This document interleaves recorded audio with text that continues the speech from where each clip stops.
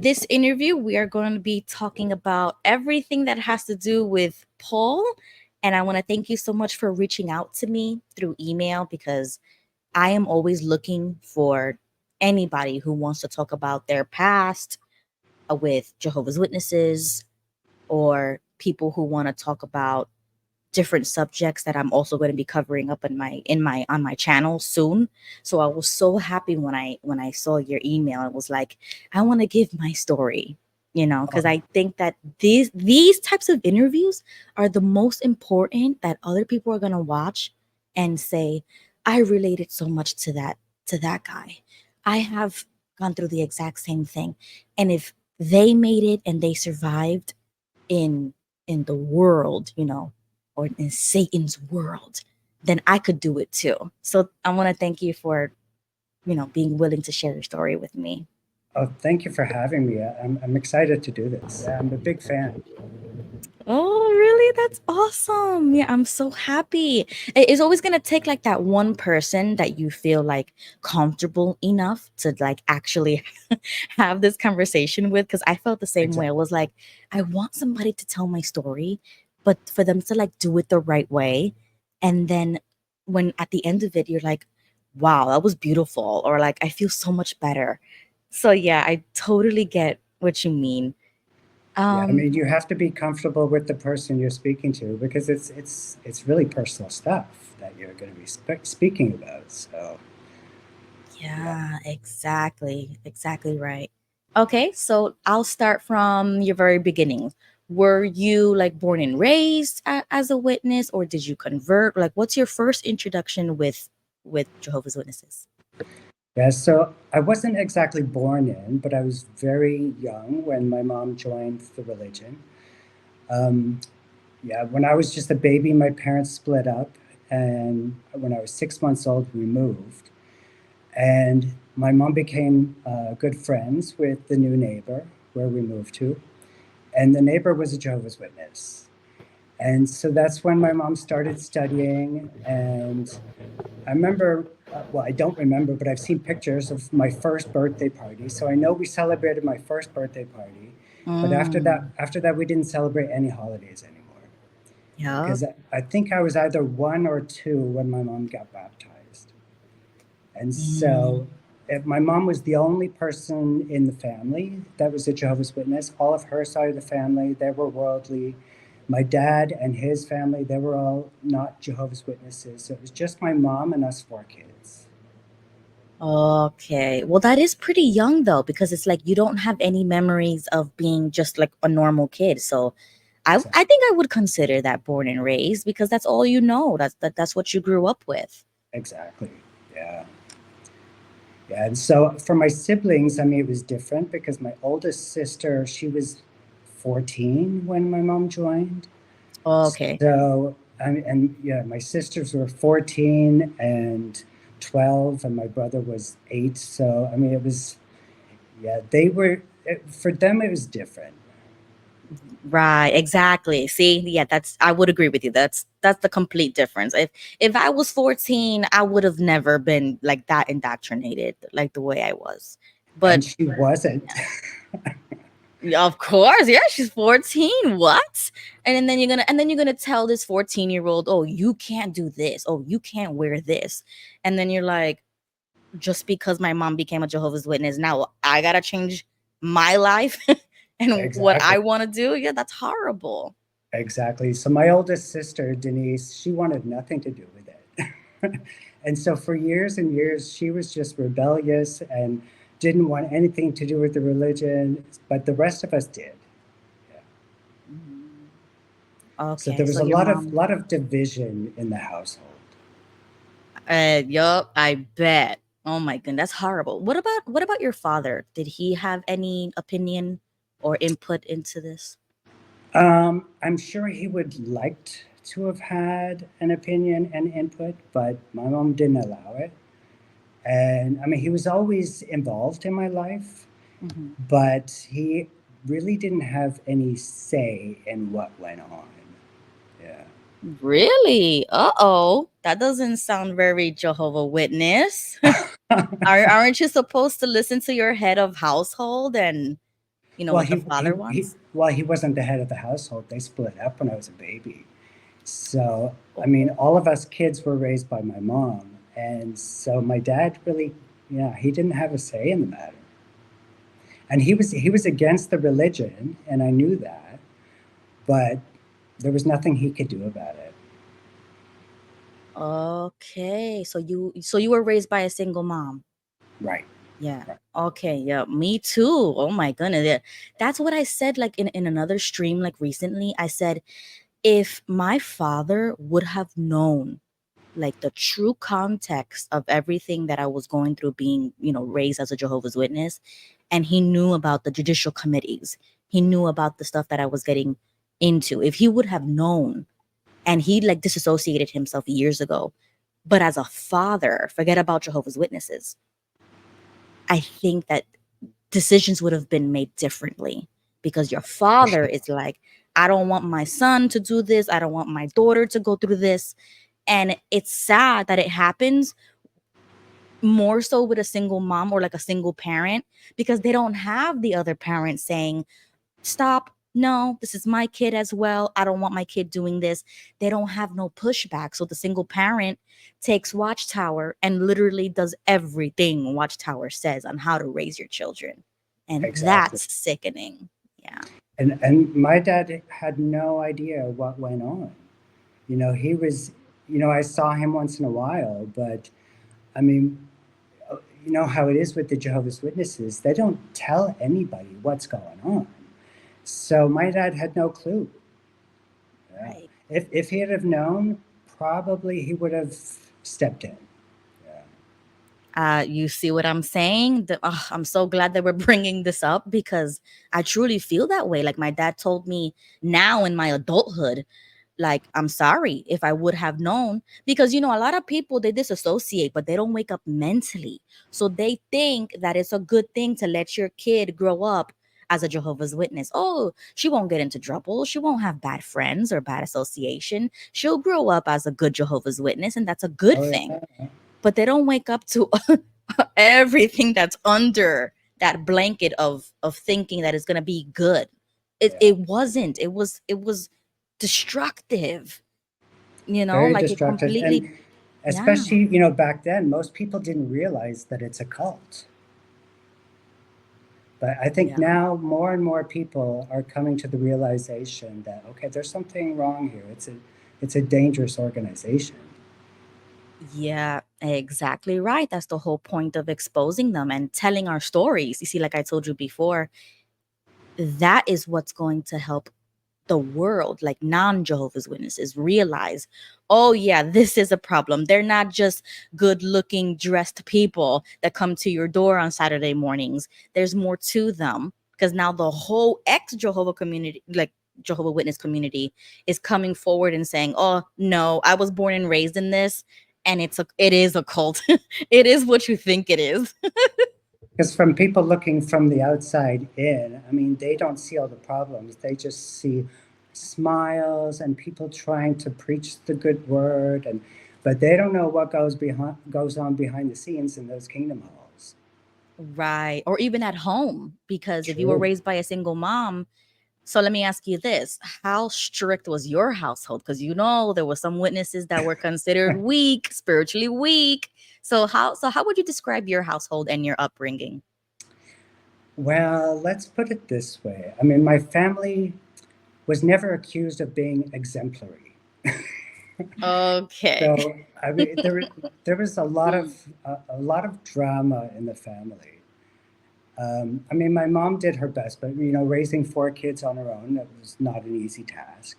So, I mean, we were quite regular at the meetings, but I mean, not always, because my oldest sister also had, a lot of health issues and Hmm. would be in and out of the hospital. So there was just a lot of stuff going on all the time. And then my other sister, Lynn, I mean, she got married to a worldly guy when she was 17. So of course that must have, Mm. caused some scandal in the congregation. Of course, I was just 6 years old, so I was too young to notice all that. But yeah, and Oh, then wow. and then after that, my sister did get disfellowshipped. So, yeah. Real? Oh, wait a second. Yeah, I forgot to ask you. Like, did all of you guys get baptized? My oldest sister and myself, we did not. But my other sister and my brother, they did. Okay. Wow. So your second sister, you just said she got married at 17 Yeah. and she was the baptized one, right? Yeah. Oh, uh-oh. So what happened there? Like at what age did she get baptized and then what happened when she turned 17? I don't remember how old she was when she got baptized. I mean, I was probably too young to remember that. But Okay. I mean, it was. I think she was a young teenager. Yeah, and my Mm. brother was also a young teenager when he got baptized. Okay. Yeah, because I mean, that's the goal. You want to get baptized as young as possible. And then you end up like most of us, you reach a certain age and you start making your own decisions or getting, you know, a Yeah, boyfriend or whatever. And then you get reproved in this fellowship. Like in a few years, you get this fellowship. I mean, when I was like 9 or 10, I did become an unbaptized publisher, and I mean, not because I really wanted to, but that's expected of you. And they Right. asked me, "Do you want to become an unbaptized publisher?" So of course you say yes, because I mean, I couldn't, say no to my mom, and I didn't want to disappoint her. So I did become a publisher, but I must say I hated going door to door. I hated it. I hated Mhm. preaching altogether. And at the meetings, they would encourage the kids. Oh well, the school is your territory, so you should be Yeah. preaching to your classmates. And I'm like, Mhm. whatever. Like, as if I'm going to do that. They already Yeah. think I'm weird. I mean, forget that. Exactly. Yeah. So Wow. I always did the bare minimum. My hours were always very low.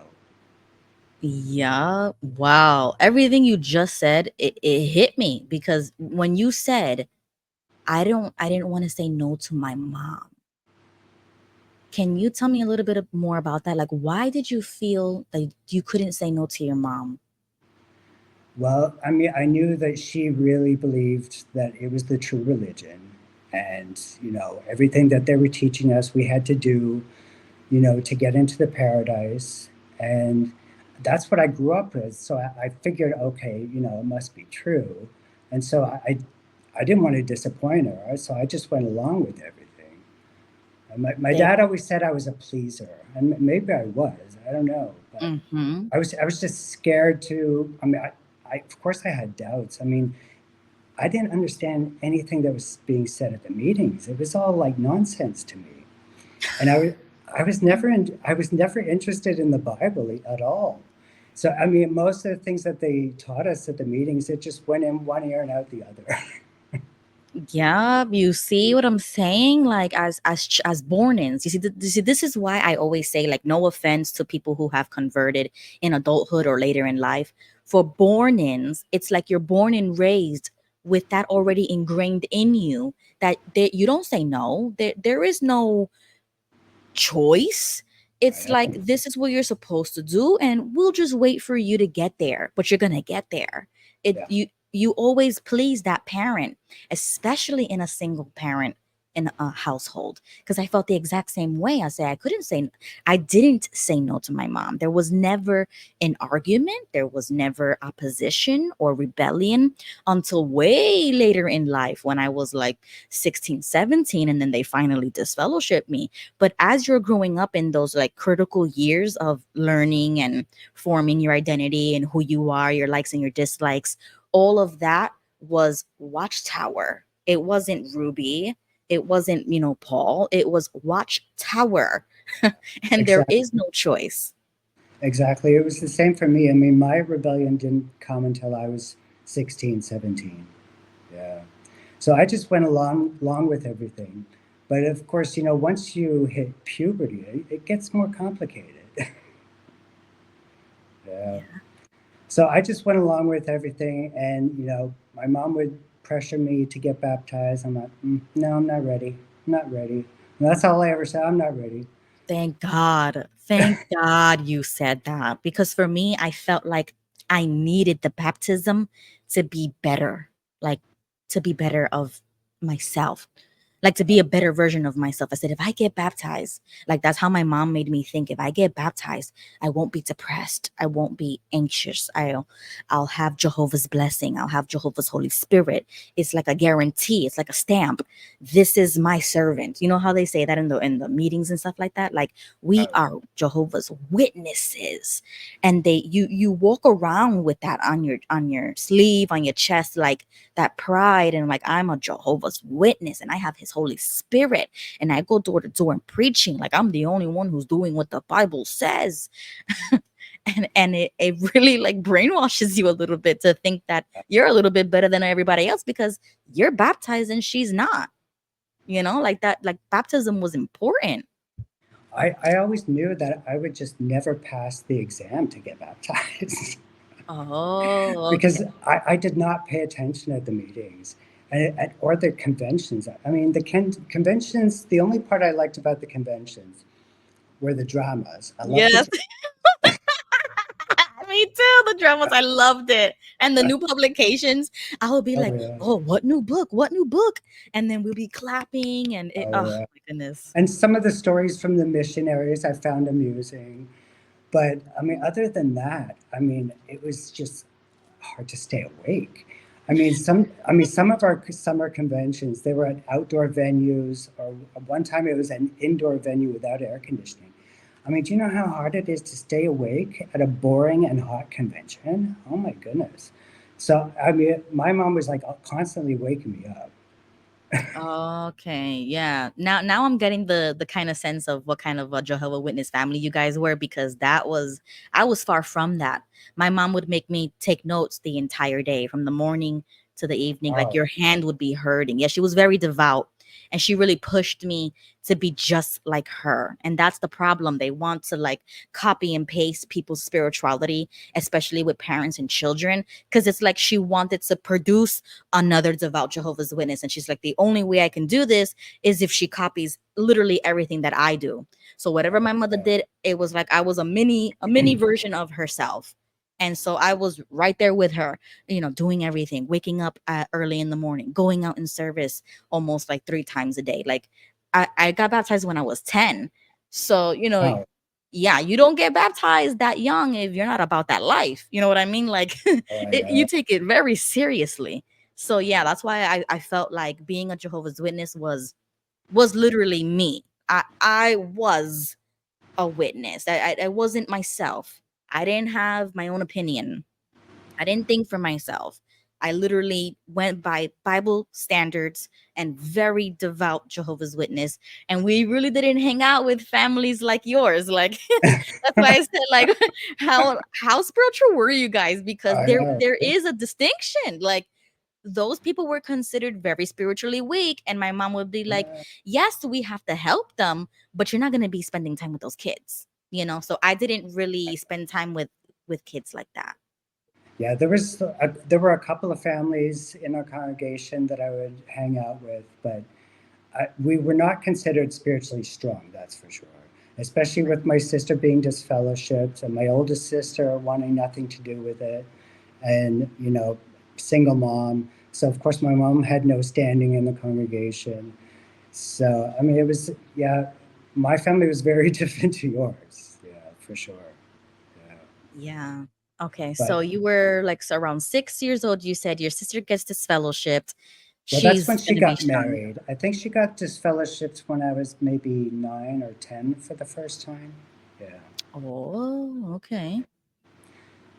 Yeah, because she divorced her first husband, and then after that, she got pregnant and she wasn't married, so she got disfellowshipped. So I don't remember how long she was disfellowshipped for, because she's been disfellowshipped twice. Hmm. And I think she wasn't disfellowshipped for very long. I think she came back the first time fairly quickly, but then the second time, after she got disfellowshipped, she never came back. Wow. Okay. So I guess like from the age of, yeah, 1 to 12, I mean, it wasn't really that bad. I mean, we of course had to stop talking to my sister, which I didn't really understand. quite young, and I didn't understand why I couldn't talk to my sister anymore. But then when I was 12, that's when things started getting complicated because my mom became very ill Mhm. and she was hospitalized.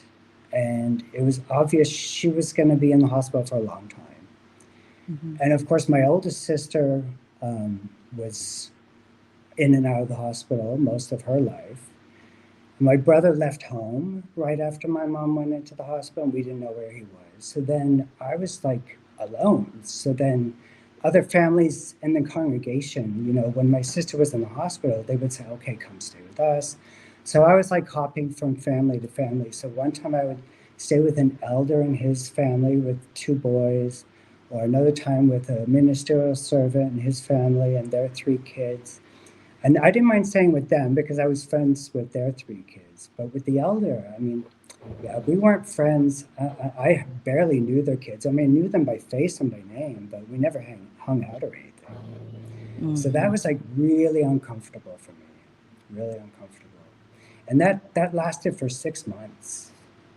Wow, yeah, that is a long time. And you're super young still. Like I remember my mom also had health issues, and she was always getting surgeries. Like I felt like every other month it was another surgery, surgery, surgery, and then she would come home, and I'm an only child, so I don't know what it feels like to have brothers and sisters. I was always just alone in my life. Like I don't have a problem being alone.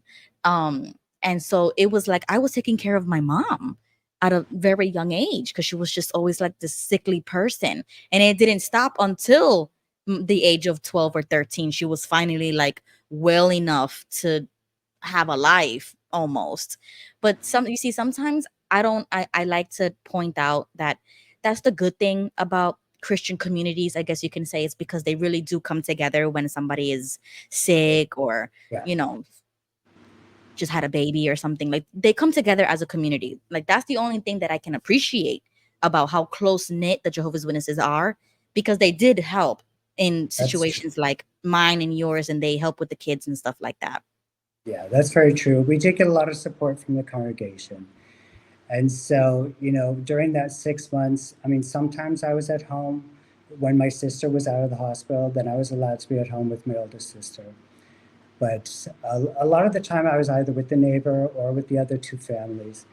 So, we had to arrange for me to get power of attorney from my mom's bank accounts because when my sister was in the hospital, there was nobody to pay the bills. So I had to do that. And, after school, sometimes go home, do the housework, mow the lawn, go through the mail, pay the bills, and then go back to the families and stay with them. Wow, and you were 12 years old, right? That's a Yeah. lot of responsibility for a 12-year-old. It's like you kind of had to grow up a little bit and take Oh, care of yeah. a lot of responsibility. Yeah. I mean, that was a very difficult time, I tell you. Mhm, I felt lost. I really felt lost. mhm. So, whew, okay. I remember one day when my sister was at home. I think she was downstairs in the living room, and I was upstairs. And I decided, I can't take it anymore. I can't take it anymore. So I wanted to end it. And so I took a whole bunch of my sister's medication and tried to end it. So luckily, my sister came upstairs after a while and found me. So she rushed me to the hospital and they pumped my stomach. And so I was okay after that. I was okay. Wow, that's horrible. I'm so sorry you had to go through that, because it just happens too often in this community. It's like I hear this type of, I listen to your story from the beginning and up until now, and it's almost identical to so many other people that finally had that breaking point. Mhm. And well, let me ask you, how old were you when that incident happened? 12.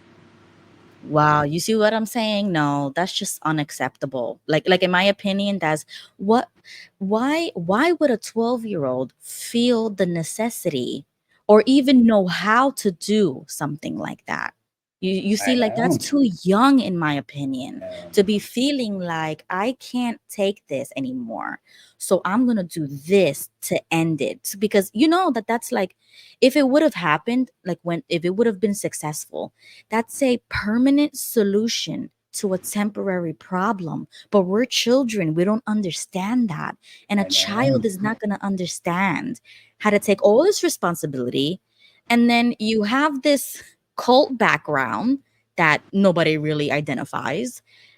And then you have issues at home that I mean those things you can't control regardless. But to be that young and to do something like that, Well, that is devastating. at that point, it just felt like my world was tumbling down around me. My mom had already been in the hospital for months. My sister was in the hospital. My other sister was disfellowship, couldn't talk to her. My brother left home, didn't know where he was, and so I just felt so alone, and like my whole world was just falling apart. And then staying with the elder and the ministerial servant, and you have to be in your best behavior, and I wasn't that spiritual, and so I just felt like a fish out of water, and I'm like, oh, so yeah, I just reached my breaking point. Yeah, no, because it was tumbling down. It was. You see, that's Yeah, that's the reality of the situation is that even though it's not perfect, not everybody's perfect. But at the same time that all everything is happening, you have these children in the middle of it.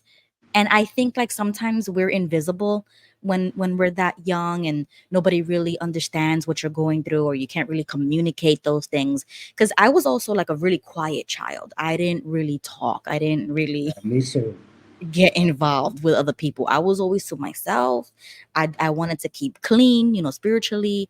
I didn't want to get caught in sin. I didn't want to have to be the snitch because if you're with other kids and you're the baptized one, it's your responsibility to tell on people if they're not following, Bible standards. So I was like, well, I'm going to avoid that by not even hanging out with them at all. So I don't even have to be put in that situation.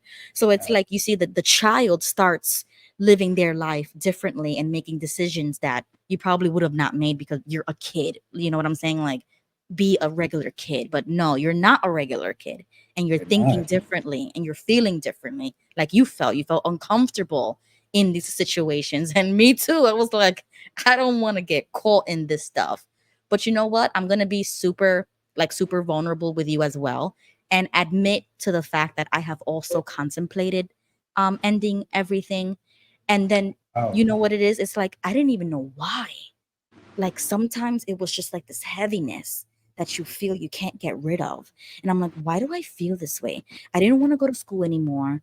I didn't want to hang out with other people who weren't Jehovah's Witnesses. And that social life was declining rapidly. And since I was an only child, I didn't have brothers or sisters that I could lean on or talk to, or I was very alone. And I have but and I at 10 years old, I felt exactly how you felt. sadly, I mean, suicide is very common amongst Jehovah's Witnesses and ex-Jehovah's Witnesses. It's really Yes, it sad. is. Yeah. I mean, the percentage is much higher than just the regular population. Yeah, I think it's 10%, I think, because I collaborate with Vern from the channel Fixing My Faith, and they dive into that a little bit more. Like that channel is more directed to healing and moving forward, and they have like Joe and Fran on their show, and Uh, they go there, and I'm like, oh, I think this is a heavy subject because I haven't really touched that yet. Because like I told you, I mean, I was 10 years old when I used to think that way. Like I never actually did something, but the thought process was there. And it's like, why is that there? You're so young. And yeah, like that doesn't really get talked about enough. and even after that, of course, I didn't get therapy because, the Jehovah's Witnesses don't believe in therapy. I mean, how messed up is that? Mm. So, I mean, I'm pretty sure I should have had therapy at that point, but didn't get it. That should have been mandatory though if you're a child. I know, right? Yeah, Yeah. that doesn't sound right because when I was having those issues, My school identified my depression and suicidal thoughts because my mom like found a note that I had written, and I don't remember this, but she said Oh, she found a note that I had written that I want to kill myself. And that was like bad enough for her to say, "Okay, I think we need to tone down on the studying." Like she associated it with being too strict of a Jehovah's Witness, which is probably right. oh, But like instead of getting the help that you actually need for the child, like you just said, my school made it mandatory for me to get counseling. And so wow. I was like mandated to see the counselor at school. So that's why I'm like, that should have been mandatory if you're a minor. I know, I know, but it wasn't. So, yeah. But I got through it. And then after that, I started junior high, and that's when I started making worldly friends. Because before that, I had no worldly friends. All of my friends were in the congregation. And so started junior high and made a couple of good friends in junior high. And my friend James, he became my best friend. We used to hang out all the time. And I was actually surprised that my mom, allowed me to hang out with him because he was not a JW. But she did. She did. Yeah. So I think that helped a lot. But that also helped me realize more I don't want to be in this religion. Exactly, which is why that's discouraged because they don't want you to have any outside source of knowing how to think or how to live or higher education because that gets the wheels in your brain moving. And then Right. you start thinking, "Oh, well, how do I apply this in my personal life?" And they're like, "No, no, no, no, no. Don't apply it in your personal life. This is not what it is for. This is like my mom used to tell me, this is just the education like, K through 12. This is what you have to do because this is what society says you have to do. So just do the exams, but don't really take science seriously. Don't take evolution seriously. Like don't really put your mind to it. Just do it so that you could answer the exam and get a good grade. But you know what the Bible says about Adam and Eve, how humans came and existed and stuff like that. And I used to say, yes, yes, yes, I know. I'm just doing this. So it's like you're just skating by life by the bare minimum because you're doing more in Jehovah's organization.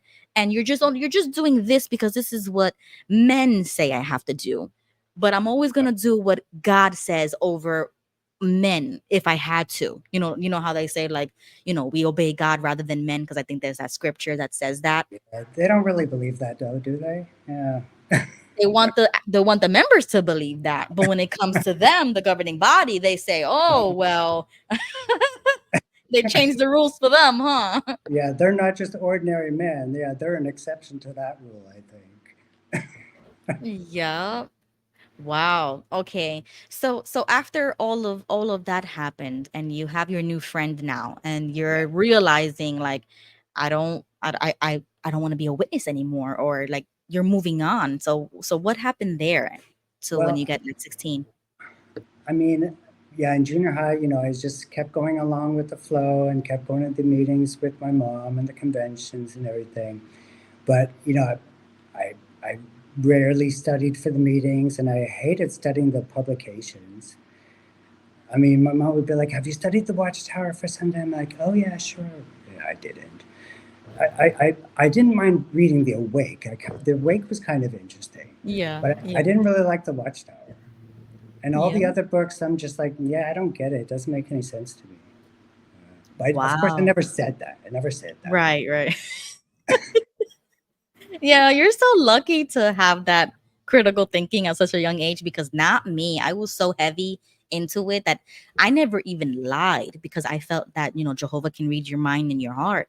So I Right, would never even tell a falsehood. I would never lie. I would never say I did something and I didn't do it. Like I was super honest. My mom really right. raised me like that. I was too gullible, like too gullible, too naive.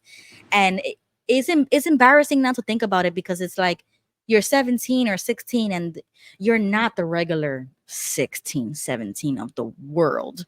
So I Oh, right. was I still had like the mentality of a child. Even though my body's growing, my mind didn't grow with me. That's very common among the witnesses, because you're not allowed to think for yourself. You just have to do what they tell you. Yeah. Yeah. But I guess in that regard, I was just, yeah, rebellious to that. But I didn't voice my opinions. I didn't Right. dare voice my opinions. I kept everything inside. Mm-hmm. But then after, when it was time to go to high school, I remember James. James went to a different high school to me. He went to a high school that was pretty far away, and Mm-hmm. I went to one that was closer by.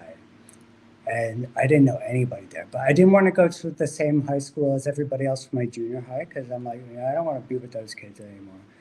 Because I mean, I had bullies at that school, and they would bully me sometimes, and I'm like, yeah, I'm not going to go to the same school. So I decided to go to a different school, and but I didn't know anybody there, so I had no friends. And then 3 months passed by, and then my oldest sister passed away, Oh. and yeah, so I remember we had the memorial service at the Kingdom Hall, Mm-hmm. and I went with my mom, and I think my brother came with us or met us there. I don't remember. And then also my sister that was disfellowshipped. And we walk into the Kingdom Hall, and the elders come up to us and say to my mom, "Yeah, we've reserved the first row for the family, but of course Lynn is disfellowshipped, so she's gonna have to sit in the back." And Mm-mm. I mean, Mm-mm. what a lack of empathy! I was appalled by the lack of empathy. Mm-hmm. So, and my mom was just pissed off. And so she looked at the others and she said, "Well, if Lynn has to sit in the back, then we're all going to sit in the back with her because I'm not going to allow my daughter to sit on her own at her own sister's memorial service." Exactly. Like what? Oh I my know. God. So, of course, they didn't want us all to sit in the back because that would look bad. So they finally agreed to let Lynn sit with us in the front. Good. Yeah. And to tell you the truth, I don't remember anything that was said at that memorial service. Nothing. Yeah. Because you know how memorials are with the JWs, they're not personal. They're not Right. personal. Yeah. It's like a talk at a meeting. They're gonna talk about the resurrection. They're gonna talk about how you're gonna have your dead loved ones again. How that we don't really need to mourn people who have died the same way because they're gonna be resurrected. Like that's the problem that I have is that when people die, they don't grieve or mourn the same way as a normal person would mourn their dead loved one. It's kind of like, oh, well, yeah, this is kind of sad, but guess what? They're going to be resurrected. So we just have to wait till paradise. And then they go about their day like if nothing ever happened. I know. Meanwhile, I'm over here like I'm still dying. And they're looking at you like, okay, you're doing a little too much. Like, relax. And I'm like, no, this person's life ended. What are you talking about? Just because you're going to be resurrected is like, who knows when that's going to happen? You still I lost know. somebody in right now. I know. Like Their their oh God, their yeah. mourning process is just inhumane. It really is. Right.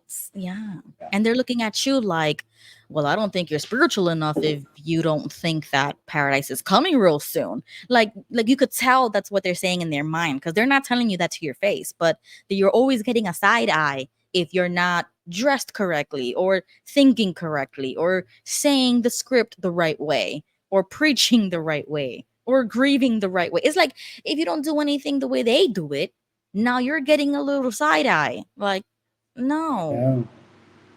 But they have to control every aspect of your life. You know, Mm-mm. your emotions. They control your emotions. I mean, it's just Yeah. wrong. It's just wrong. Right. But I'm You, happy your mom put her foot down because a lot of people get caught up with, oh, let me just do what the elders say is best because they know what's best. And I hate that. Like my mom used to always hang out with elders' wives, and there was like this clique when it came to that. The elders' wives were always either pioneers or regular pioneers, and they were always directing everything because their husband is an elder. And I used to look at my mom like, this is horrible.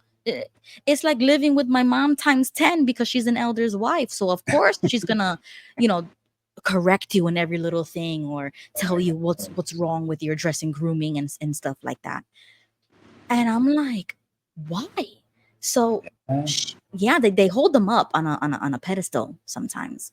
Like They if do. they're better, they're the pillars of the congregation. So if Yeah. you're doing In a whatever they're doing, you're congregation, you good. have different tiers of people. Yeah. Yes, you do. It's crazy. It's like a class system. And you could Yeah. totally tell who's at the top, the middle, and the bottom. And my mom always tried to be right there at like a middle to upper higher class in the congregation. And she was always the person that they would call for everything. And I hated it because then that meant I was gonna be involved in whatever congregation activity there was gonna be. So, did you have a lot of parts on the podium? A lot of what? Parts, for the theocratic Oh ministry school? yes, yeah. Before they scratched it, because you know how mad I was when they said, "Oh, we're not gonna have the theocratic ministry school anymore for the women to have 5-minute parts." Oh, okay. Yeah, they ended that a few years ago, and I was fading, but I was still attending and stuff like that. But in my mind, I kind of already knew like I'm not gonna do this anymore. So when I heard that, I was like, "Why would they end the ministry school?" That was Yeah. like the only thing women can do is have a 5-minute part on the stage or in the B school. And Yeah. they wrapped that up and I was like, and my younger cousin, she was so happy about it. And like, you know how like everybody always so happy and Jehovah's making great changes. And I was like, what are you talking about? That was the only thing that we had going for us was to have parts. And I loved that because I wanted to be proactive in what I'm doing. Like, because I felt like I'm doing all this work, it better pay off. I better go on that stage and get compliments. Like I was that kind of a witness. Um, like I wanted to show off what I learned and show my work. And I was always like that academic type of JW. Yeah, you And were then much more zealous than I was. oh yeah, no, I'm telling you, I was really really heavy with it, and I took things very personally, and I used to get easily offended, and like I was like that, and when my cousin was celebrating this, I was like, you know how many years from the age of like 6 years old, me doing parts in the B school, graduating, going to the stage, then getting different parts, getting baptized, getting more privileges and stuff like that all of those that work. And then now the younger generation, which is like the Jehovah's Witnesses Gen Alpha, um, they don't have to do the same type of work. No, if I have to do it, you got to do it. It's like it's Yeah. like the passage. It's like you need to graduate too. Well, I remember Yeah, when I was in the religion, I mean, we had 3 meetings a week, but now it's down to two, I've heard. yes, Yeah. yeah. They scraped the Bible study group that were in people's houses. Yeah. Yeah, yeah. But I used to hate giving talks on the podium. Oh, horrible. I mean, I don't like public speaking to begin with. And, here I am trying to, talk about something in the Bible that I don't even understand and I don't believe it. And so, I Right. mean, how are you supposed to sell somebody something if you don't buy it? And that you need to make the truth your own. And I took that seriously. You need to put on the new personality. I took that super seriously. And so that's why I felt like I couldn't excel in the real world. So in this world, I needed to excel. And I did. Like I felt like I was always hitting the mark. I was always right there. And my mom always commended that. So it does push you to want to become higher, higher, higher. And then now as a woman, you're looking, okay, I need to marry an elder son. I need to do the most because that's what you can do. We can't even do parts anymore. Like they still do like demonstrations, but they don't have parts, so your name Oh, not getting, acknowledged anymore. You're just a regular JW. wow. Yeah, for me, it was very different. I wasn't that zealous. I just did the bare minimum to get by so that my mom wouldn't complain. Yeah. Yeah. No, I totally get you.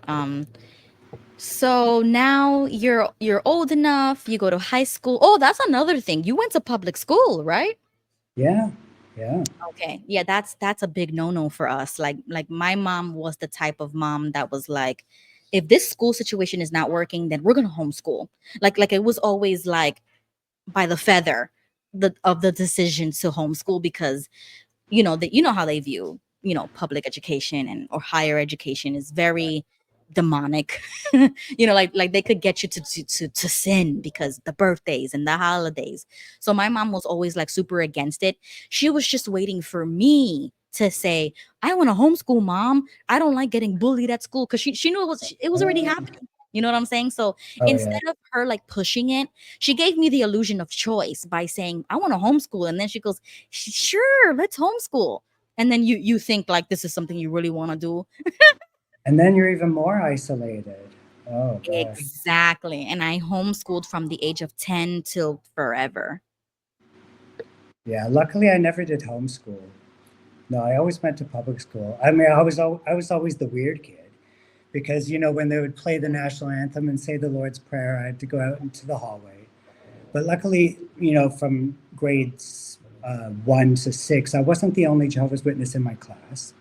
There was another one, and she was a friend of mine. So we were the two weird kids in the class. Yeah. Right. Yeah. Okay, so now you're in high school, you're getting older, and then take me to the rest of your story. What happens then? So after my oldest sister passed away, my friend James convinced me to, well, he was trying to talk me into transfer to his school because I had no friends at the high school I was going to, and I didn't really like it. And he's like, transfer to my school. It's a nice, small, alternative school, and you'd like the students and the teachers. And it was pretty far away. I mean, I had to take 3 buses to get there, but I decided to do it. So I Mm, okay. transferred to his school, and I actually did really like that school. Yeah. I mean, there were only like 120 students at that school. It was just a small alternative school for advanced studies. And so basically, a school full of nerds. And I fit in great. It was great. Yeah. So for the next year, I was really loving going to that school until that I was 16. And then James was murdered by 3 of my classmates. So after that What? happened, yeah, so My after that God. happened, I'm like, I can't go back to that school. I can't go back. No, absolutely not. Oh my And God. it and that was in April, so it was too late in the year to transfer to another school. Mhm. So I told my mom, I'm like, well, I'm just going to drop out for this year, and I'll, start again in the summer. I can't go back. Because I mean, not only did I not want to go to school, but the bus that I took to get to that school passed by the site where they found his body, and I just couldn't do it. I couldn't do it. Oh my God. Do you know why it happened? I mean, I don't really know why, because all of there were 3 uh, Yeah. persons involved, and Mhm. they all give a different story. So I don't really know why. Oh my God. That's crazy. And that was your friend, like the only friend you actually really had.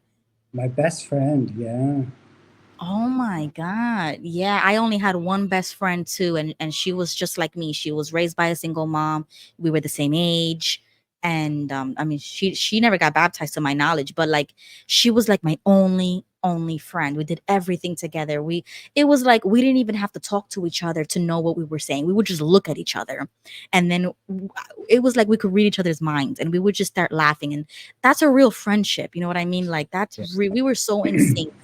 And I feel like that was the only person that I felt sad about when I was labeled an apostate and uh, stuff like that. And we haven't spoken since. Like it's been almost 10 years. But like, yeah, I only had one friend, and that's crazy. 10 years, wow, it's a long time. Yeah. Yeah. But yeah, James and I, we did everything together. I mean, we even worked together because he had this part-time job at this shop. And Mhm. after I transferred to his school, he's like, oh, there's a job opening at the shop I work at. Do you want to apply? I'm like, okay. So then we worked together, and we went to school together, and we hung out together.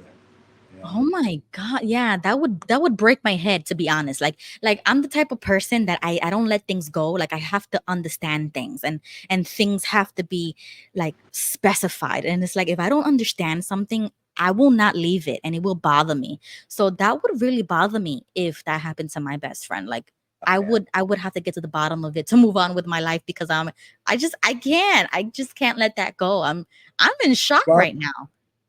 I was like that too. And so after Mhm. I dropped out of school, I actually went with James's mother to all the court cases. And Really? so, I mean, that was really hard to do, but I mean, she needed support. Right. And I just wanted to get to the bottom of it and, hear Mhm. what they had to say about why they did it. Mhm. So until I started school in September, I went to all the court cases with his mother. Wow. Yeah. That's so nice of you because that's hard. You know what I mean? To hear details. I don't think I would be able to, but at the same time, I'm too curious Oh, and to not only to hear details, but they showed pictures. Yeah. know. Oh yeah, and evidence. Yeah, the evidence, the cross examination. Wow, that's heavy. Yeah. Wow. Yeah. So after that happened, that's when I started to rebel. Because I'm Mm. like, I mean, what's next? I'm like, I'm done with all this. So I remember one day I went out shopping and I got my ear pierced. And I went back home and my mom's like, "Oh, how was shopping?" I'm like, "Yeah, it was good." And she's like, "Oh, what'd you buy?" And I'm like showing her what I bought. And I'm like, "Oh, and I got my ear pierced." Well, she went through the roof, I tell Oh you. yeah, that's a no-no for a man. Yeah. And so she went through the roof and she's like, "You take that earring out now, right now. I don't want you to have an earring. You're not allowed to have that, blah, blah, blah." I'm like, "Well, I'm old enough that I didn't need your signature to do it, so I'm keeping it." Right. Yeah. Oh, now the legalism comes into play because it's like, oh, I'm just gonna wait till I turn 18 and then I can leave this house. And then that's the that's the back and forth that you end up Yeah, fighting with your JW parents. I know. And so I just refused. I'm like, "No, I'm keeping the earring. I'm keeping the earring." And so, that went on for a little while. And then she's like, "Well, I'm not taking you to the meetings with an earring." I'm like, Mm. "Okay, then I won't go." Simple I mean, fix. problem solved. I didn't want to Yep. go anyway. Yep. Problem solved right here. Yeah. But I mean, I stayed home for like probably 4 or 5 weeks. And then after, my mom's like, "Okay, you've been staying home from the meetings too long. So just come with me to the meeting." And I'm like, Right. "Well, I'm not taking out my earrings." She's like, "That's okay, just come." I'm like, "Okay." Good for you. You put your foot down and you stuck to your guns. Yeah. So we arrived to the meeting like just before it started. So we didn't have time to talk to anybody before the meeting started. But as Mhm. soon as it ended, I mean, the elders were all over us. And they're like, "Can we please speak to you in the back room?" And so Uh-oh. I Uh-oh. knew it would happen. I knew it would happen. Yeah. And so, they started counseling me about, this is not the image we want to portray, blah, blah, blah, blah, blah, and read scriptures. And I'm like, "Okay, well, now show me a scripture in the Bible that says I can't have an earring." And of course, they can't. And I'm like, "Well, as long as the Bible doesn't say I can't have an earring, I'm not getting rid of it." And so they're Right. like, "Well, if you're going to be so stubborn, then we're going to have to request for you not to go in field ministry." I'm like, "Okay, then I won't go in field ministry." I'm like, "Another problem solved." Exactly. Wow, that earring solved a lot of problems for you. Look at that. How simple a piece of uh, jewelry has. The power that jewelry has. That's crazy. I know. So after that, I never went on field service again. Yeah, Wow. And yeah, because I'm like, you're not even baptized, so what does it matter? I know. I And know. I mean, it's not like you're going out in service every day. No, So, what's the issue? Like, just leave the kid alone. I know. So of course, that didn't help my family's reputation very much. Yep. Yep. That's true. Yeah, Yeah. but I stuck to my guns. I'm like, "Nope, there's nothing in the Bible saying I can't have an earring. So sorry." Wow. Yeah. I mean, I think there is one scripture that talks about tattoos and piercings. But I mean, Jewelry, I would you think. really Yeah. consider an earring like a piercing? Because I know like nose piercings or like the tongue or the lips, that's different. But earrings, I mean, If it's okay for women, then is it really an issue for men? Like, I mean, you can make it an issue, and that's what makes them a cult. It's like they make something so simple that is either like a gender difference, like, oh, it's okay for women but not for men, or men can do this but not women. So that's the culty vibe that I get from it. Oh yeah. But that's why I had such an issue when the governing body changed the dress and grooming rules. Oh And yeah. now women could wear slacks to the meetings and out in service, and the men don't have to wear ties or jackets if they're going to the meetings. But if they have a part, then they have to put one on. I'm like, what? What's the difference from the stage and the regular Kingdom Hall where everybody else can see you? What's the difference? And It going makes out in no sense. service. Yeah, makes no sense whatsoever. Yeah, I'm super I don't know what you call it. Maybe I'm too traditional or some or old school or something, but I'm the type of, like how those boomers are like, I don't like young people, and they have like this like, I want to keep things the way it used to be type of thing.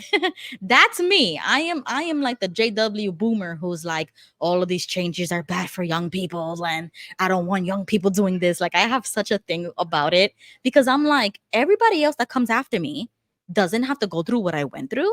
Oh yeah. No, absolutely not. You should, as a woman, have modesty. You should wear your skirt at your knee. You should cover your cleavage, because that's how my mother raised me. And I mean, that's what it meant to be a Jehovah's Witness. So when you start making those changes, you Right. literally change the whole framework of what it means to be a Jehovah's Witness. And it's not the same. And that's the problem I have. Well, I wonder how the older generation feels about these changes. I Listen, if I was their age, I would have been long gone. I would have left a long time ago. And Yeah. like I said in another stream, if I was a man with the same type of zeal and thing, like you said, how I grew up with, I would have left a long time ago too. Because as a man, I would never sign up to be this corny. You know what I mean? Like, absolutely not. Right. So I guess it's just different for everybody. It will take that one thing for you to slightly wake up and disagree with something and be like, okay, let me pray to Jehovah and see if Jehovah will make this better. And then Jehovah doesn't do anything. And you're like, this is still unbiblical. You go to the elders don't do anything about it. Oh, we have to listen to the governing body. Well, you can't talk to the governing body directly. So if they're making these changes and you're not on board with it, get the heck out. We don't care how many years you've been active. We don't care if you were born and raised and you don't know nothing else. You can go. Nobody's forcing you to be here. And then I'm like, oh, nobody's forcing me to be here. Do you remember how you raised me? Like, that's the fight that I had with my mom, that I'm like, no, no, no, no, no. You make it seem like it's so easy for you to just say, well, if you don't agree with it, then just go. Leave. Nobody's forcing you. You're an adult now. You're married now. It's like they throw the problem away. Oh, oh, there you go. Yeah, but then the consequences if you leave, I mean, they're not small. Exactly. I'm like, absolutely not. Because now you're telling me, if it's so easy to leave, just leave if you disagree with it. What's gonna happen if I leave? Oh, you're gonna Exactly. shun me? Oh, you're not gonna come over anymore? Oh, so now my whole position in this family, like getting invited and to things like that, all of a sudden I lost that just because I don't agree with a doctrine or something that has been changed, that has nothing to do with Uh, family, it has everything to do with religion.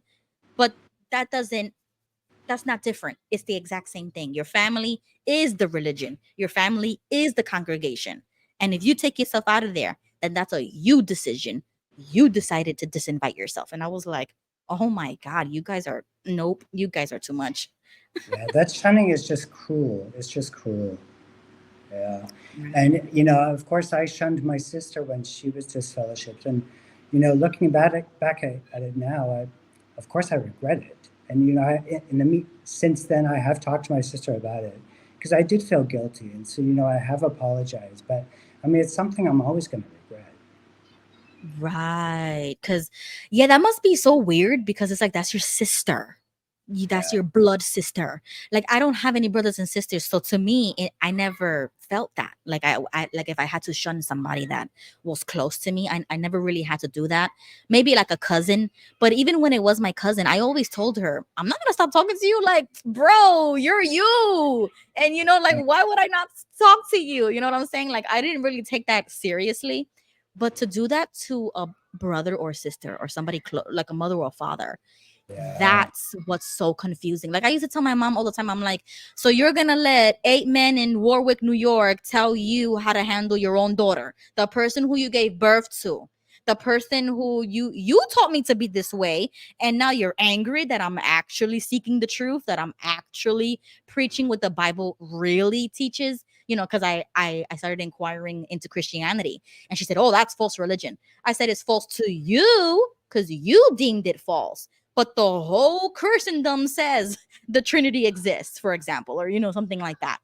And I'm like, well, that's a you thing. But if I'm looking, at the Bible or whatever, I'm gonna point out what everybody else points out. I'm not gonna say or be biased to a certain Christian group. No, I'm gonna take the whole thing together. But now you're mad that I'm not doing it for Jehovah's Witnesses. I'm doing it for the entire like the whole world. And the scary thing is that they think that they're doing what's right and loving by shunning you. It's like, yeah, we'll Right. pretend that you're dead. We won't look at you or speak to you, and that's how we show our love. Like, what kind of reasoning is that? I mean, Backwards. it's so insane. It's so insane. Yeah, it is. And even if you say that to them, they don't care. They're I gonna know. bring up the scripture that says, "Do not even be eating with a brother," and I'm like, but I never even got this fellowship. I never even left Jehovah. I'm still very much Christian, but I'm just not a witness. I reject the governing body, and so that to you guys means I rejected Jehovah. That's the flaw. The governing body Uh, does not represent Jehovah God, Jesus Christ. Like, but why are you? they can't separate those two things. Exactly. And I told it right to her face, and they hate that. They hate Yeah, when you throw it back in their face, and they literally turn into almost like possessed. Like, she started screaming, and they get very defensive and angry, and then they'll just hang up on you. Like, they don't even discuss it. Like, there's zero tolerance yeah, to challenging their beliefs. And it's that's true. when I knew, like, okay, I'm done. I'm not gonna be dragging somebody through this cognitive dissonance and they're refusing it. It's like, you cannot force somebody to, like, accept or, like, recognize something that is truth if they don't want to. You just have to let them be. So I've accepted it since then, but at the same time, like, you have to regain your own power and your own strength and know yourself and be Yeah, convicted, stand up for what you believe in, and live your life the way you want to, or else you're just going to always be depressed and anxious and always seeking validation from these people who don't even care about you. for sure. And when if you're not allowed to ask questions, I mean, some major red flags should be going off. I mean, why can't you ask questions? I mean, that's just like, ooh, you're an apostate. It's like, Right. I'm Yeah. just asking a question. Yeah, they Yeah, label you to discredit you because apostasy equals mental illness. They think, oh, you're something's wrong with you, yeah, something changed. You're not the way you used to be. And I'm like, yo, how dare you say that to me? Like, that's crazy. And you know what? I saw this quote on somebody's, like, Instagram bio that said, if my absence doesn't bother you, then my presence never really mattered to you. And when I read that, that really hit me because, I come from a Puerto Rican family. It's pretty big with lots of cousins and uncles and everybody. And I was like, that is so true. Like, my absence doesn't really bother all of these people. And I'm like, why? Because their absence really bothered me. And that's the thing. We are the ones who really love them for real, unconditionally. That's not reciprocated. They don't mind if I'm not invited, if I'm not there. They just say, "Oh, how's Ruby doing?" But they don't say, "Where's Ruby?" Because they know that I'm not gonna be around. It's like a given. She's not going to be invited. She's bad. She goes to church. She's in false religion. But just to be polite, how she's doing. And that's offensive to me too, because it's like, don't even ask. Don't even ask, because you don't even care to call me. You have my number. You know where I live. And you don't even bother to check or to call. So don't even ask. But you know, Yeah. unconditional love does not exist within the JWs. They don't know what that is. They really don't. I mean, it wasn't until after I left that I finally found out what unconditional love is. Exactly. You know, I was on Joe and Fran's show, and they were talking about that. They were talking about love. And I said, I don't even think I've actually felt that. And then Peter, he was on the show and he said something like, "Well, you can you can compare it to maybe like an animal's love for you, that they love you without condition, right? You feed them, you take care of them, so they associate you with that endearment." And then I said, "Oh my God, you're so right." Because I had a dog growing up, and I never really thought about how the dog really helped me in those times of isolation or feeling alone, or you don't have friends, but you have this puppy, like you have this dog, and the dog loves you unconditionally.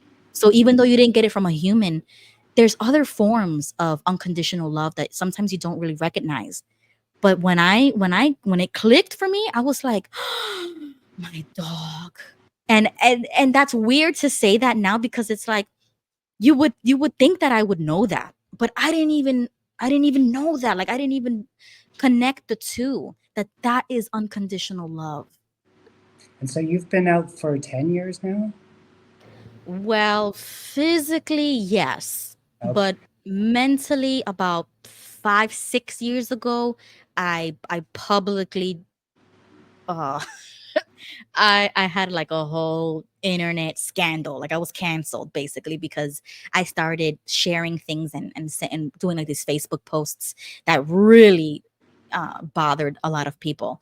And then that's when my like apostasy came out, and everybody was telling me how wrong I am and that I need to go to an elder. And I was like, why do I need to go to an elder? I'm telling you exactly how I feel in this post.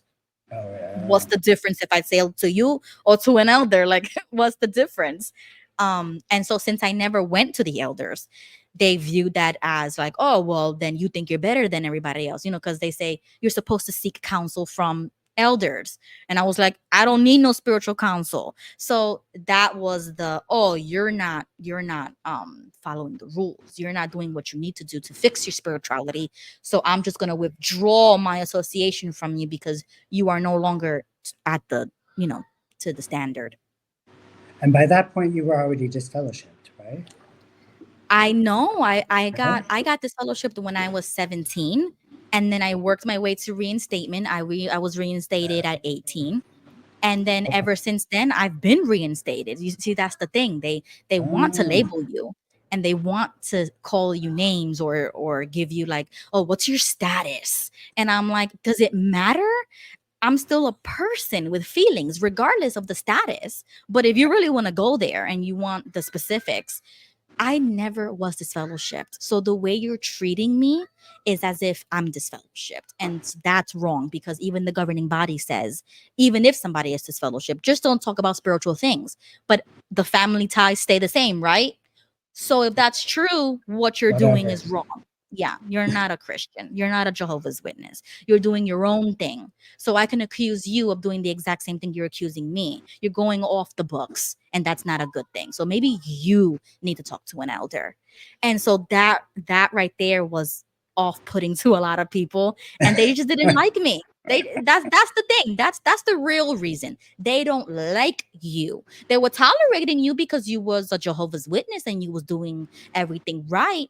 But at the end of the day, they don't like you. And then I said, oh, okay. So this is once again your decision, not my decision. Because if you Yeah. still loved me as your daughter or as your cousin or as your niece, you wouldn't be treating me like this. But deep down inside, you don't like it. But That's the they real. have big problems with people that speak out and people that speak their mind and tell their opinions. And I mean, of course, you can't say anything against the organization. I mean, that's a no Mhm. no. Right. So, yeah, as soon as you go into that area, then you're going to get into some trouble. Right. Exactly. So I was just like, I mean, you should just give the mutual respect regardless if you're not in the same religion or if you don't live in the same household. And it's like, if you can't even do that, then you're not even a decent person. Like, you don't even respect people. So that's when my respect for them came down and I wasn't fighting for their validation anymore. So I just moved away. I mean, nobody came to my door. No, like the elders are supposed to give you a shepherding call, and nobody gave me a shepherding call. So I just faded and I just didn't care. I moved on with my life because I don't really care about what they're doing, honestly. So I just faded. I moved away, and I'm here in Florida, and I'm just by myself, just living life, I guess. Yeah, yeah. Fading would have been a better option for me, but unfortunately, it didn't work out that way. But and then what I didn't. I just sort of say it when I was 18. It was just shortly after my mom passed away. Because my mom was hospitalized. That was in '93, and I was 18. She'd already been sick for a year, and her kidneys were failing, and she needed blood, and she needed dialysis. But of course, she wouldn't take blood. I mean, that's a no-no. So, Mhm. it got to the point that she was in intensive care on a respirator, and the doctors were saying, she really needs blood. Otherwise, we can't do the dialysis because her blood counts are too low, and doing the dialysis would just be too dangerous. Right. And she would not accept the blood. So after a few days, the doctors are like, well, she's going to die, and she's probably going to die if we do dialysis. So we might as well just try it. At least she has a very small chance. But she didn't survive it. She didn't survive it. Wow. You see how dangerous that blood issue is? Like, it's so simple and life-saving. And when you do look at the Bible, Jesus held life higher than even the Sabbath. And that was supposed to be like a really important Jewish law, right? But Yeah. he regarded life more than a law. Why don't the Jehovah's Witnesses do the same thing? And I mean, so many people have died because of that policy. It's just so Yeah. sad. It's so sad. But yeah, my Yeah. mom stuck to her belief. She would not take the blood, Mhm. and it cost her life. Yeah. Yeah, that's very sad. Yeah, I'm so sorry because if that was my mom, like I would be upset that she believes in something that's so twisted. Because it's a different thing. Like I always say, stand up for what you believe in, but it's a different thing when you know the right and the wrong, the truth and the lie about something. You're not indoctrinated to believe something, so you stand up for what you believe in that way. But Yeah. when you standing up for something that you believe in and it's not accurate, that's what's it gets me because I'm like, maybe if she couldn't make the decision for herself and you're her son and you say, I'm going to sign over authority for the doctor to do whatever he needs to do to preserve life, because Oh, the yeah. Bible always talks about life, that our life is in our blood, we regard life to the highest form. Like that's just like a Christian thing. Why would you not preserve your life? I wonder if they'll ever change that policy. I don't know. I don't think that even if they wanted to, I don't think that they can, honestly, because they already had that damning article with the children that says, that they've died for not taking blood. And they like you said, too many people have died from that. So it's like if they change it and people like you say, oh well, my mother, sister, brother, they died because they didn't take a blood transfusion because they were under the impression of what this organization is saying, maybe they could sue for all the grief, the emotional damage, like all Yeah. of that. Because if it was me, I would be that upset to do, like, we need to sue or we need to do something. That's why they make minor changes. They say, oh, you could take Uh, fractions, oh, you can do this, but don't donate blood. I mean, you could do it if you want to, nobody's gonna know. Like, that's not something that Jehovah's Witnesses really take seriously. But yeah. that's like the unofficial rule. Don't donate, don't get a blood transfusion. And they have the whole hospital liaison now because of that. And they're going room to room and stalking Jehovah's Witnesses who are sick, making Yeah. sure they're not taking blood. I actually saw a video of an XJW that used to be on the hospital liaison committee. Hmm. And that was an interesting video. He gave a lot of information. I mean, gosh, I can't imagine how he feels now being out of the organization and being part of that committee. And yeah, Yeah, that, I know one. He's on YouTube too. He used to be an elder and he was on the liaison. I yeah, do a lot of videos with him. His name is Chaka Yumba, and he's in okay. England now. And I I know use Chaka, but I'm thinking of somebody yes. else, but I know Chaka too. Yeah. Yeah, I love them. I love them because it's like they give you the inside scoop of what they used to do when they were like on those committees. And I ask him all the time, I'm like, were you ever like confronted with that issue? And I don't think he has been, but since he knows so much information about it, that's when they make the videos and they expose that.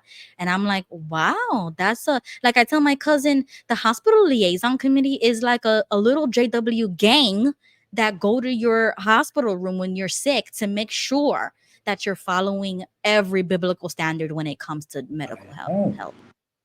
Yeah. It's just disgusting. I mean, people should, and they say it's a conscience matter. I mean, well, then why are you sending these police officers to your room to control what you're doing?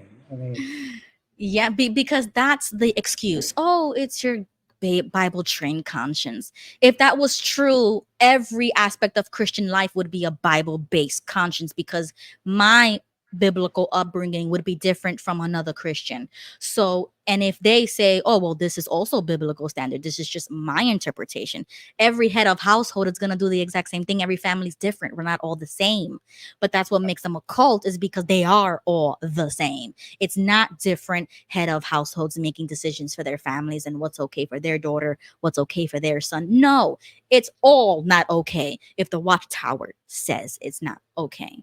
And that's where you identify cult and not behavior. just the watchtower, but everybody in the congregation just wants to get into your business and tell you what to do. Yeah. Yeah, very clicky, very dramatic. And I used to tell my friends too, I said, listen, like we were like 15, 16 years old. And I always used to tell her, don't hang out with the elder's daughter.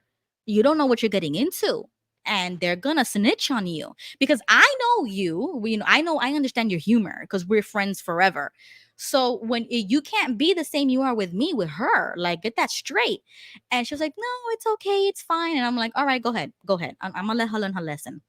And when the eldest daughter finally snitched on her, I said, I'm not gonna tell you I told you so, but I'm gonna just support you. You gotta have to go to the committee, right? And you're not even baptized. Look at you going to the back of the room when you're not even baptized. And it was all because of that eldest daughter. I told you, and she was like, "Oh my God, you were right." Yeah, and I was just like, "You live and you learn," but like, you could have saved yourself from this. And that's another thing. It's just one of those things you don't mess with these types of Jehovah's Witnesses. They are here to stay. And their father or when their mother are pioneers and elders. Like, stop. You don't lie to yourself. And they encourage everybody to snitch on everybody. I mean, Yeah. it's just such a backstabbing culture. It really is. Yeah. Wow. So tell me, how did you finally leave? And what was like your awakening? Or how did you fade? Well, after my mom passed away, I met with my brother and my sister at a cafe to make the funeral arrangements.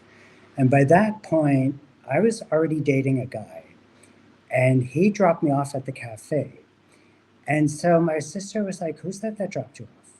And how do you know him?" And asking all these questions about him. And Uh-oh. she's like, "He looks gay." She's like, "Are you gay?" And so finally I came out to my sister. And Uh-oh. That's so a big then, one. yeah. And she was still, disfellowshipped at the time, but she informed the elders. And Oh so, man. yeah, so, maybe like a month after my mom passed away, I had my judicial committee. I wasn't even baptized, but the elders came to my home.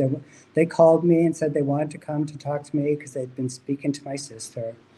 I'm like, okay. So, they read a whole bunch of scriptures and tried to talk me out of being gay and saying, Oh my God.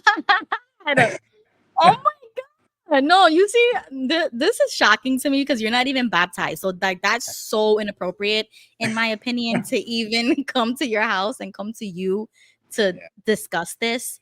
And and I also think it's inappropriate for your sister to have snitched on you as well.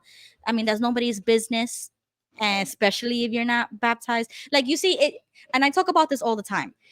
If you're not a Christian, if you're not practicing, if you're not baptized, even as a Jehovah's Witness, and you're not living by Bible standards, that is nobody's business. That is the person's decision on how to live their life. Even though exactly. I may disagree with that personally, if I'm throwing my Bible to other people, that's not being Christian and imposing your beliefs on other people. That's what I disagree with. But if that person is, I'm not a Christian, I'm not a witness, I don't really care, I'm gonna live my own life, then that's them. What are you doing going to this guy's house and sharing scriptures? Like, what? I know. So that was just a very uncomfortable conversation. And, I told them, I'm like, well, it's not a choice. I mean, there's nothing I can do about it. And so they're like, well, we'll give you 2 weeks to think about it.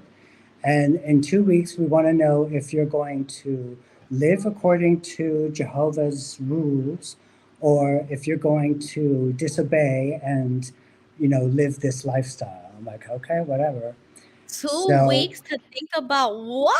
Like, yeah. I mean, are they listening to themselves when they talk? Like, you're speaking to somebody who's not even baptized, and then you're giving them an ultimatum and now a Yeah. time frame to think about whether or not they want to change literally how they are already decided how they're gonna live their life. Like, how Yeah. dare you? This is what I So hate about witnesses. Like, how dare you say that to somebody? Like, that's so offensive, in my opinion. I know they have some nerve, I tell you. But they're like, yeah, if you decide to live this lifestyle, then we're going to have to make an announcement in the congregation. I'm like, An okay, well, announcement for what? that I was disassociated. Yeah. They used to make announcements for that. For Yeah. But you're not Yeah. baptized though. Like I I don't get it. know.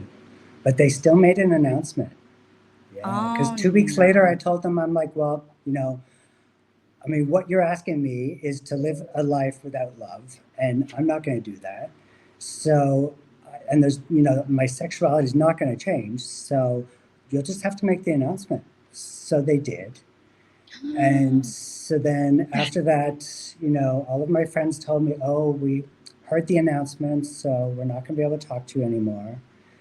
And even my next door neighbor, same thing. Oh, I heard the announcement, so I can't talk to you anymore. And then my brother called me. He wanted to meet with me and have a chat. So we met for Mhm. lunch. And he was trying to talk me out of it, trying to talk me out of it. And I'm like, well, it doesn't matter what you say, it's not going to change anything. I am what I am. And I just can't go along with the rules of the Jehovah's Witnesses. So I'm leaving. So that was the last time I saw my brother. So that was 31 years ago. Oh wow. But your brother, he wasn't baptized, was he? Or was he He he was. was? Oh wow. Yeah. Wow. That's so like inappropriate in my opinion for somebody who's not baptized. But I was a publisher. Yeah. Okay, but yeah, but like they just take the privileges away from you. But to like officially mark you and then announce your name, like that only happens to baptized individuals. So or maybe they did I it mean, during maybe, that time. maybe, yeah, maybe it's like that now. I don't know, but at that time, they saw whether you're disassociated or disfellowshipped, it's all the same thing. And so, even though I Oh, wasn't baptized, they still made the announcement. And so wow. everybody started shunning me from that point on. Wow, yeah, that's so unnecessary in my opinion to like impose that on somebody, to give them an ultimatum, to like literally everything that they did. I disagree with that entirely. Now, and that's why I bring that up, because I'm like, if this person was baptized and was, a member and was preaching and teaching and, self-proclaimed Jehovah's Witness and they go against Bible standards, or just like a Christian in general, and then you get excommunicated or disfellowship because you're not living to Bible standards. I understand that. Like, I can respect that. That's how the organization or the religion, or that's how the Bible works. You know what I'm saying? Like, you can't really tell people, oh, you can't do this. But that's what they believe in. You know what I'm saying? Like, that's what the Bible says. That's what they believe in. I respect that. But Yeah. if the person is not nowhere near a member or baptized or whatever, why are you putting them through the trial and then giving them a sentencing at the end of it? And then you just said, like, your mom, she passed away during around the same time. So it's like, his mother just died. You already know he's had a rough childhood upbringing, whatever the case may be. He went through his own things, and now you're throwing this on top of him. Like, is that really Yeah. necessary? Like, Yeah. no. And then right after that, I had to move because we were living in, they call it cooperative housing, and we had a special wheelchair accessible apartment for my mom. And so after she passed away, I didn't qualify to live there anymore, so I had to move. But luckily, the Right. building management, they found me another apartment in the same building, actually on the same floor, just down the hall. So, my mom passed away and I was disassociated. Everybody's shunning me. Now I have to move. And so, I didn't live there very long because I didn't want to stay in that town because I didn't want to be bumping into people all the time that, won't even look at you. If you Right. pass them on the Exactly. street, they'll look the other way. And I'm like, yeah, this is no way to live my life.